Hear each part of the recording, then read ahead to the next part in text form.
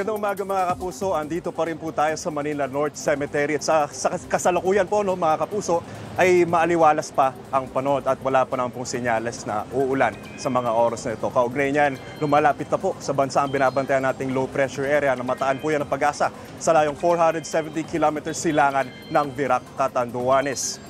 Nanatiling mababa ang tsansa ng sabing low pressure area na maging isang bagyo. Pero nagpapaulan na ang trough o extension ng low pressure area sa ilang bahagi ng bansa. Ngayong umaga, asahan ang pag-uulan sa ilang panig ng Mimaropa Region, kasama dyan ang Bicol, Visayas, Cagayan at Isabela. Base po yan sa rainfall forecast ng Metro Weather.